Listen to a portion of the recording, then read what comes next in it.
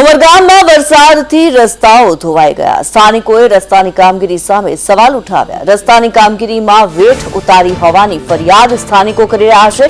Minor bridge બનાવ્યા બાદ કામગીરી અધૂરી છોડી દેવાઈ।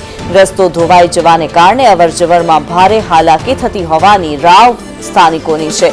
વલસાડ જિલ્લાના ઉમરગામમાં વરસાદમાં રસ્તા ધોવાઈ ગયા છે। ઉમરગામ તાલુકાના ભાઠી, કરમબેલી અને કાચપાડાનો જે રસ્તો છે તેના પર માઇનર બ્રિજ બનાવ્યા બાદ કામગીરી અધૂરી છોડાઈ હોવાની ફરિયાદ સ્થાનિકો દ્વારા કરવામાં આવી રહી છે। રસ્તાનો અપ્રોચ અને 1500 મીટર જેવો પહોળો આ રસ્તાનો ડામર છે, જે કામ છોડી દેવાયું છે, જેને લઈને સમસ્યા અત્યારે વધી ગયેલી જોવા મળી રહી છે।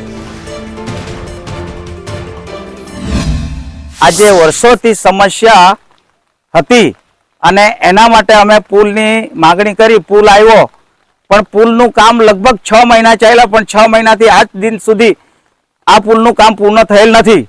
અને મને જાણવા મળેલ ત્યાં સુધી 2 કરોડ રૂપિયા પાસ થઈ રહ્યા એમ કે એમાં પુલ બનાવવાનો, અને અહીંયાથી જે ડુબાણમાં આવતો રસ્તો લેવલિંગ કરીને પાકો બનાવવાની વાત હતી, પણ આજ દિન સુધી લેવલિંગ તો નહીં થયું પણ પાકો બી નથી થયો।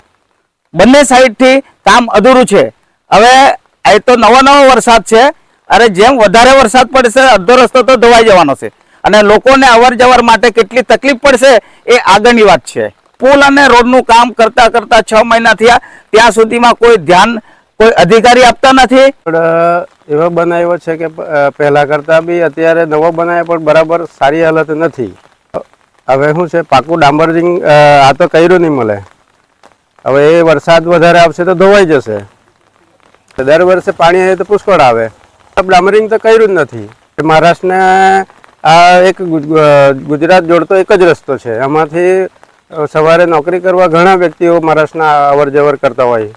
ગાડા પંચર થવાની શક્યતા હોય અને સ્લીપ મારી જાય છે ગાડા, એટલે આ બધું તકલીફવાળું જ